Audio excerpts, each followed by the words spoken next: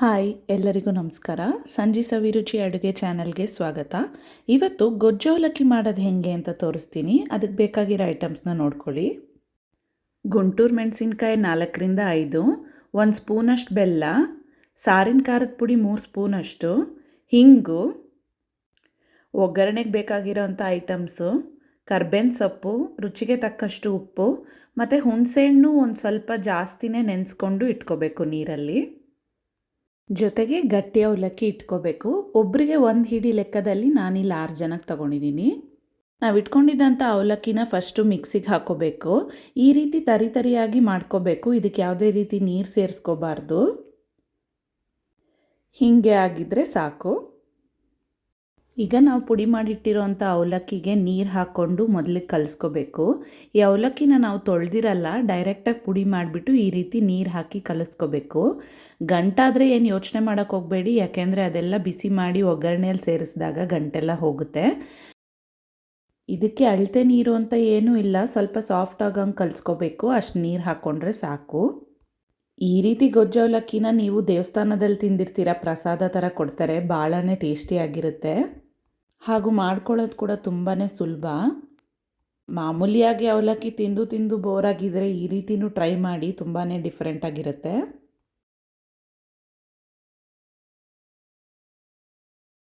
ಈಗ ಒಂದು ಬಾಣಲಿ ಇಟ್ಕೊಂಡು ಬಾಣಲಿ ಸ್ವಲ್ಪ ಬಿಸಿ ಆದಮೇಲೆ 2 ಸೌಟಷ್ಟು ಎಣ್ಣೆ ಹಾಕ್ಕೊಳ್ಳಿ. ಎಣ್ಣೆ ಬಿಸಿ ಆದಮೇಲೆ 1 ಸ್ಪೂನಷ್ಟು ಸಾಸಿವೆ ಎಲ್ಲ ಸ್ವಲ್ಪ ಚಿಟಿ ಅಂದಮೇಲೆ 3 ಸ್ಪೂನಷ್ಟು ಕಡಲೆಬೀಜ ಹಾಕ್ಕೊಳ್ಳಿ. ಇದು ಸ್ವಲ್ಪ ಬಿಸಿ ಆಗ್ತಿದ್ದಂಗೆ 2 ಸ್ಪೂನಷ್ಟು ಕಡಲೆಬೇಳೆ, 1 ಸ್ಪೂನಷ್ಟು ಉದ್ದಿನಬೇಳೆ, ಇದನ್ನೆಲ್ಲ ಹಾಕ್ಕೊಂಡು ಸ್ವಲ್ಪ ನೀಟಾಗಿ ಹದವಾಗಿ ಮಿಕ್ಸ್ ಮಾಡ್ಕೋಬೇಕು. ಈ ತಿಂಡಿಗೆ ಸ್ವಲ್ಪ ಕಡಲೆಬೀಜ ಜಾಸ್ತಿ ಹಾಕ್ಕೊಂಡ್ರೆ ಚೆನ್ನಾಗಿರುತ್ತೆ. ಈಗ ಇದಕ್ಕೆ 1/4 ಸ್ಪೂನಷ್ಟು ಅರಿಶಿನ ಸೇರಿಸ್ಕೋಬೇಕು. ಮತ್ತು ನಾವು ಇಟ್ಕೊಂಡಿದ್ದಂಥ ಕರ್ಬೇವಿನ ಸೊಪ್ಪು ಹಾಕ್ಕೋಬೇಕು. ಇದೆಲ್ಲ ಸ್ವಲ್ಪ ರೋಸ್ಟ್ ಆಗಬೇಕು, ಆ ರೀತಿ ಫ್ರೈ ಮಾಡ್ಕೊಳ್ಳಿ 2ರಿಂದ 3 ನಿಮಿಷ. ಈಗ ಇದಕ್ಕೆ 2 ಚಿಟಕಿ ಹಿಂಗೆ ಹಾಕ್ಕೊಳ್ಳಿ.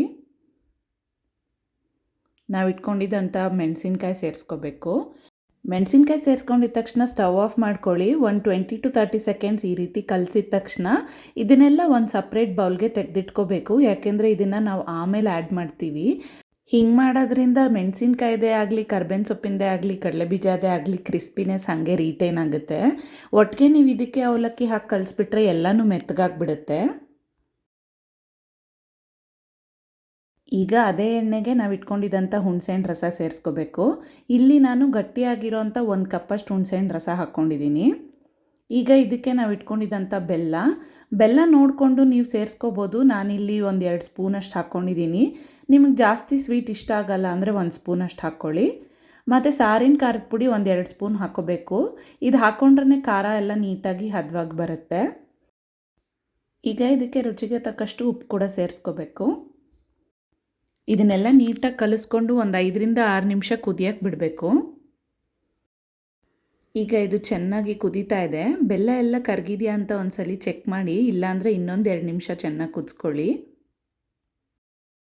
ಈಗ ಇದಕ್ಕೆ ನಾವು ಇಟ್ಕೊಂಡಿದ್ದಂಥ ಅವಲಕ್ಕಿ ಪುಡಿ ಸೇರಿಸ್ಕೋಬೇಕು. ಇಲ್ಲಿ ನೀವು ನೋಡ್ತಾ ಇರ್ಬೋದು, ನೀರೆಲ್ಲ ಹೀರ್ಕೊಂಡು ಅವಲಕ್ಕಿ ಸಾಫ್ಟಾಗಿ ಆಗಿದೆ.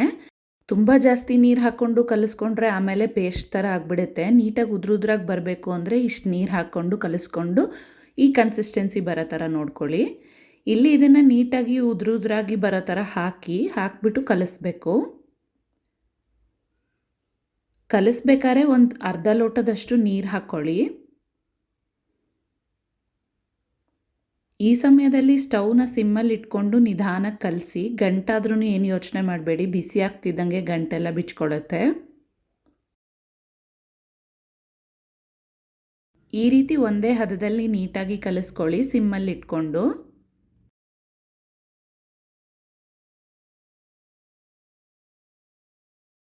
ಈ ರೀತಿ ಹದವಾಗಿ ಕಲಿಸ್ಕೊಂಡಿದ್ದಾದಮೇಲೆ ನಾವಾಗಲೇ ಎತ್ತಿಟ್ಕೊಂಡಿದ್ದಂಥ ಒಗ್ಗರಣೆ ಐಟಮ್ಸ್ನ ಈಗ ಹಾಕ್ಕೋಬೇಕು. ಇದನ್ನೆಲ್ಲ ನೀಟಾಗಿ ಹದವಾಗಿ ಕಲಿಸ್ಕೊಂಡು 10 ನಿಮಿಷ ತನಕ ಹುರಿಬೇಕು. ಆಗ ಅವಲಕ್ಕಿಯಲ್ಲಿ ಹಸಿ ವಾಸನೆ ಏನಾದರೂ ಇದ್ದರೆ ಹೋಗುತ್ತೆ, ಹಾಗೂ ಸಾಫ್ಟಾಗಿ ಬೆಂದಂಗೆ ಆಗಿರುತ್ತೆ, ಸ್ಟೀಮ್ ಆದಂಗೆ ಆಗಿರುತ್ತೆ. 10 ನಿಮಿಷ ಬಿಸಿಯಾಗಿದ್ದ ನಂತರ ರುಚಿಯಾದಂಥ ಗೊಜ್ಜು ಅವಲಕ್ಕಿ ರೆಡಿಯಾಗಿಬಿಡುತ್ತೆ. ಇದನ್ನು ಮೊಸರು ಜೊತೆ ಆಗಲಿ ಉಪ್ಪಿನಕಾಯಿ ಜೊತೆ ಆಗಲಿ ತಿಂತಾಯಿದ್ರೆ ಸಖತ್ತಾಗಿರುತ್ತೆ. ಇದು ಮಾಡ್ಕೊಳ್ಳೋದು ಸುಲಭ, ಹಾಗೆ ಟೇಸ್ಟಿಯಾಗೂ ಇರುತ್ತೆ. ಒಮ್ಮೆ ನೀವು ಟ್ರೈ ಮಾಡಿ ನೋಡಿ, ಕಮೆಂಟ್ ಸೆಕ್ಷನಲ್ಲಿ ತಿಳಿಸಿ ಹೆಂಗೆ ಬಂತು ಅಂತ. ಈ ಅಡುಗೆ ಇಷ್ಟ ಆಗಿದ್ರೆ ಲೈಕ್ ಮಾಡೋದು ಮರಿಬೇಡಿ, ನಿಮ್ಮ ಫ್ರೆಂಡ್ಸ್ ಕೂಡ ಶೇರ್ ಮಾಡಿ. ನಮ್ಮ ಚಾನಲ್ನ ಸಬ್ಸ್ಕ್ರೈಬ್ ಮಾಡೋದಂತೂ ಮರಿಲೇಬೇಡಿ. Thank you.